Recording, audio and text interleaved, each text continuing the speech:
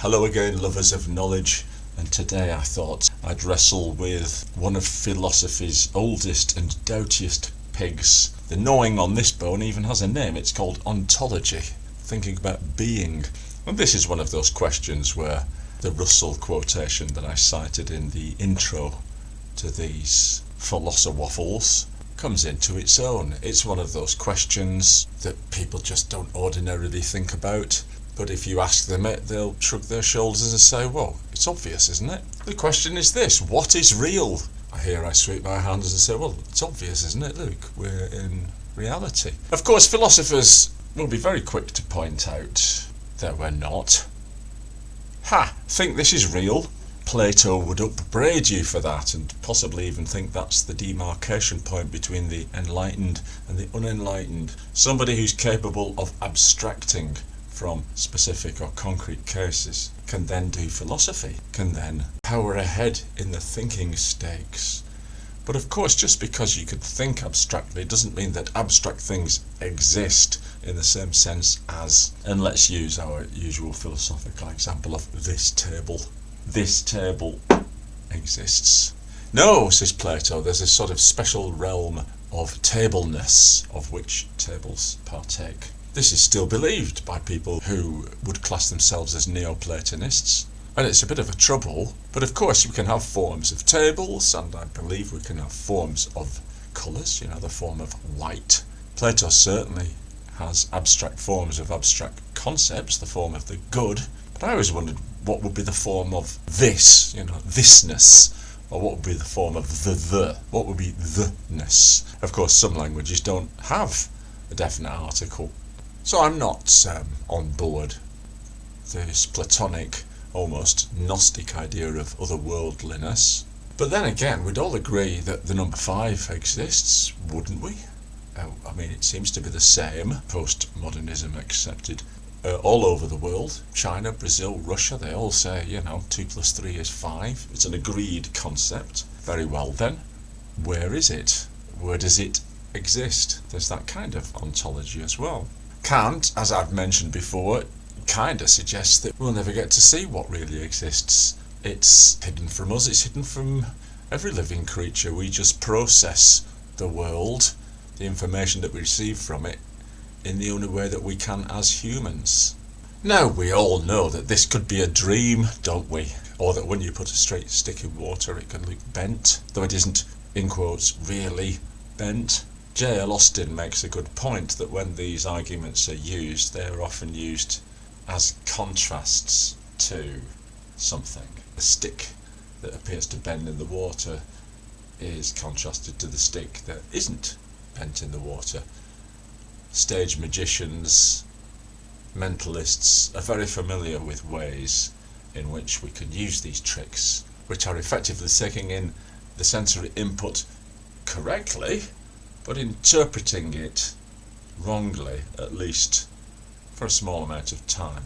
And this may lead us to incite some malingénie of the Cartesian type, who would say, well, in that case, how do you know that this table is real? It could be an illusion, could be a hallucination, could be a dream, which leads us on to a currently popular theory that this, here's the sweeping gesture again, it's all a simulation. And I find the argument from probability extremely entertaining, because it probably is a simulation. If we accept that simulated universes can be created, and this seems to be generally agreed, although I've never created one, then within that simulated universe, if it's similar to ours, another simulated universe could be created, and we could be living in an infinite nest of simulated universi. Or string theory is true, and most of what, here's the quote marks again, exists in our galaxy, realm, universe is hidden from us as dark matter, dark energy.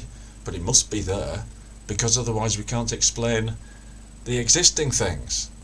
And what do we mean by this illusion anyway? Are we talking about a Kantian veil which prevents us from seeing an objective reality? Or is it all an illusion, as in Ooh, what was that film now? You take the blue pill. The story ends. You wake up in your bed and believe whatever you want to believe. You take the red pill. You stay in Wonderland. And I show you how deep the rabbit hole goes. Remember, all I'm offering is the truth, nothing more. Yeah, that's the one. Where we're all sleeping in cocoons in the next layer up of reality, because it might not stop there, and that what we think we have in front of us as reality is completely fabricated by some external source. And that, if we're being rigorously adherent to the idea of probabilities, is the most probable thing. But no, I'm not having that. Or do I mean by that it kind of doesn't matter? There is a story, I don't know if it really happened, of a logical positivist philosopher who was giving a lecture about we should only trust what can be given to us by our senses, etc., etc. And at one point he did the gesture and said, just as surely as I know that this is a window to the sky, gesturing upwards to the skylight, which was of course a trompe-l'oeil painting. So the foolish logical positivist had been taken in. But could you take a step back and say, actually that doesn't matter?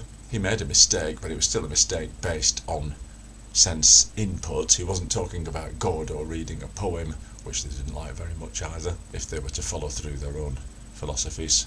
So that in the same sense it wouldn't matter either if this was an illusion buried deep in some nest of higher realities. I mean, for heaven's sake, it might be. But my way of thinking here is, along with one of my favourites, Plotinus, who tells us that man is the measure. Everything we take in as human beings. And this is our human being-sized universe, the mysterious cosmos from which consciousness emerged and is represented by us. And my other favourite take on it is, indeed, yet another apocryphal story of a philosopher giving a lecture who, at the end of his ontological musings, came to the conclusion that the best candidate for reality, if you want to talk about reality, is, and there was the sweeping hand gesture again, this. And perhaps I should leave the very last word on this subject to the renowned English philosopher Ali G, who tells us